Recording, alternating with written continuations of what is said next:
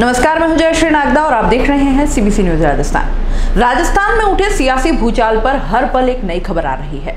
कब कौन सी बाजी पलट जाए कह नहीं सकते। कभी लग रहा है गहलोत सरकार मुसीबत में है तो कभी लग रहा है कि साख जाएगी। कभी सचिन पायलट के भाजपा में शामिल होने के तो कभी नई पार्टी की घोषणा की खबरें आ रही है। आपको हम बता देते हैं कि अभी क्या चल रहा है और अब तक क्या हुआ है। इस सारी सियासी उठापटक के बीच मुख्यमंत्री अशोक गहलोत के आवास पर विधायक दल की बैठक होनी है। इसमें हिस्सा लेने के लिए करीब 100 एमएलए पहुंच चुके हैं। रविवार देर रात पार्टी ने व्हिप जारी किया था। इसके मुताबिक यदि कोई विधायक बिना किसी विशेष कारण के गैर हाजिर रहेगा तो उसके खिलाफ सख्त कार्रवाई की जाएगी। इससे पहले रविवार शाम डिप्टी सीएम सचिन पायलट ने दावा किया था कि 30 कांग्रेस विधायक उनके समर्थन में है और राज्य की गहलोत सरकार अल्पमत में है। इसके साथ पायलट ने मुख्यमंत्री अशोक गहलोत से मनमुटाव को भी स्पष्ट कर दिया। कहा कि वे विधायक दल की बैठक में शामिल नहीं होंगे। हालांकि राजस्थान कांग्रेस के इंचार्ज अविनाश पांडे ने दावा किया कि हमारे पास 109 विधायकों के समर्थन पत्र हैं। गहलोत सरकार बहुमत में है। अब तक क्या हुआ और क्या चल रहा है वह भी जान लीजिए। सूत्रों के मुताबिक सचिन पायलट आज नई पार्टी की घोषणा कर सकते हैं। कांग्रेस के 1/3 विधायकों के शामिल होने का दावा किया जा रहा है। इस तरह प्रदेश में तीसरे मोर्चे का गठन हो सकता है। प्रगतिशील कांग्रेस के नाम से तीसरा मोर्चा खड़ा करने की भी संभावना है।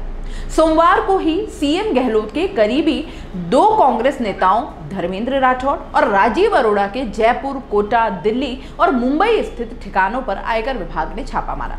राजस्थान में कांग्रेस के प्रभारी अविनाश पांडे ने कहा कि पायलट से बात करने की कोशिश की, मैसेज भी किया, लेकिन उन्होंने जवाब नहीं दिया। वे पार्टी से ऊपर नहीं हैं। छत्तीसगढ़ के कांग्रेस प्रभारी पीएल पुनिया ने न्यूज एजेंसी से कहा कि सचिन पायलट अब कांग्रेस में है। कांग्रेस को लेकर भाजपा का क्या रुख है यह सबको पता है। इसमें हमें भाजपा के किसी प्रमाण पत्र की जरूरत नहीं है। कांग्रेस में सभी नेताओं और कार्यकर्ताओं का सम्मान होता है। बाद में ट्वीट किया कि मुझसे सिंधिया को लेकर सवाल किया गया था। सिंधिया की जगह पायलट का नाम निकल गया। गलती से ऐसा हो गया। पायलट के भाजपा में आने की संभावनाओं पर राजस्थान में पार्टी प्रदेशाध्यक्ष सतीश पुनिया ने कहा कि सचिन पायलट का भाजपा में स्वागत है।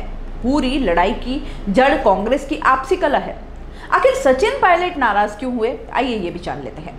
मीडिया रिपोर्ट्स की अगर माने तो दरअसल पायलट विधायकों की खरीद फरोख्त मामले की जांच कर रही एसओजी का नोटिस मिलने के बाद से नाराज हैं। उन्हें कांग्रेस और कुछ निर्दलीय विधायकों का समर्थन है। इस बीच सीएम गहलोत ने रविवार रात 9 बजे विधायकों के साथ बैठक की।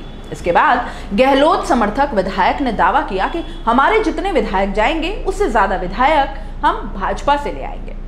दिल्ली गए कांग्रेसी विधायक दानिश अब्रार, चेतन डूडी और रोहित वोहरा ने जयपुर लौटकर कहा कि वे निजी कारणों से दिल्ली गए थे।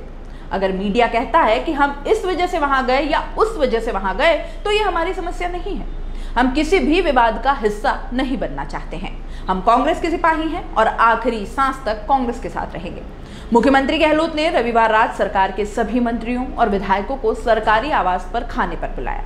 कैबिनेट मंत्री प्रताप सिंह खाचरियावास ने कहा कि सरकार के पास पूर्ण बहुमत है। करीब 115 विधायक इस रात्रि भोज में शामिल हुए। एसओजी जांच में सामने आई विधायकों को 25 करोड़ देने की बात। एसओजी के अनुसार उसने अवैध हथियार और विस्फोटक सामग्री की तस्करी से जुड़े मामले में मोबाइल नंबर 9929229909 और 8949065678 को सर्विलांस पर लिया हुआ था। सर्विलांस पर लिए गए मोबाइल की बातचीत में सामने आया है कि राज्यसभा चुनाव से पहले सरकार गिराने की साजिश रची गई थी। विधायकों को 25-25 करोड़ रुपए देने की जानकारी भी सामने आई है। विधायकों को पैसा देने के मामले में एसीबी ने शनिवार को 3 निर्दलीय विधायकों के खिलाफ प्राथमिकी दर्ज की है। इसमें महुआ से ओम प्रकाश हुड्डा, अजमेर किशनगढ़ से सुरेश टाक और पाली मारवाड़ जंक्शन से निर्दलीय विधायक खुशवीर सिंह शामिल हैं। इस पर भी नजर डालते हैं कि क्या कहता है समीकरण। पायलट का दावा है कि उनके संपर्क में 30 से ज्यादा विधायक हैं। इसे सही माने तो गहलोत सरकार अल्पमत में आ जाएगी। कांग्रेस के 107 में से 30 विधायक इस्तीफा देते हैं तो सदन में विधायकों की संख्या 170 हो जाएगी। ऐसे में बहुमत के लिए 86 विधायकों की जरूरत होगी। 30 के इस्तीफे के बाद कांग्रेस के पास 77 विधायक बचेंगे। एक आरएलडी विधायक पहले से ही उनके साथ है। कांग्रेस की कुल संख्या 78 होगी, यानी बहुमत से 8 कम। उधर आरएलपी के 3 विधायक मिलाकर भाजपा के पास 75 विधायक है। सरकार बनाने के लिए भाजपा को निर्दलीय तोड़ने होंगे। प्रदेश के 13 विधायकों में फिलहाल 10 कांग्रेस समर्थक है। अगर इसमें से 8 भाजपा विधायक अपनी तरफ कर लें तो सरकार बना सकते हैं। राजस्थान विधानसभा की मौजूदा स्थिति क्या है, आइए देख लेते हैं। राजस्थान विधानसभा में कुल सीटें हैं 200, उसमें कांग्रेस के 107, भाजपा के 72, निर्दलीय के 13, आरएलपी के 3 और बीजेपी के 2, लेफ्ट 2, आरएलडी का 1। राजस्थान की विधानसभा में दलीय स्थिति को देखें तो कांग्रेस के पास 107 विधायकों का समर्थन है। इसके अलावा सरकार को 13 निर्दलीय और 1 राष्ट्रीय लोक दल के विधायक का भी समर्थन है। गहलोत सरकार के पास 121 विधायकों का समर्थन है। उधर भाजपा के पास 72 विधायक हैं। बहुमत जुटाने के लिए कम से कम 29 विधायक चाहिए। सीबीसी न्यूज राजस्थान की यह खबर आपको कैसी लगी, नीचे कमेंट करके जरूर बताएं। अगर आप YouTube पर देख रहे हैं तो सीबीसी न्यूज का चैनल सब्सक्राइब करिए, पास में दिख रहे बेल आइकन को भी दबाइए, ताकि जब भी हम आपके लिए कोई खबर, कोई जानकारी लेकर आए तो सबसे पहले आपके पास नोटिफिकेशन पहुंचे।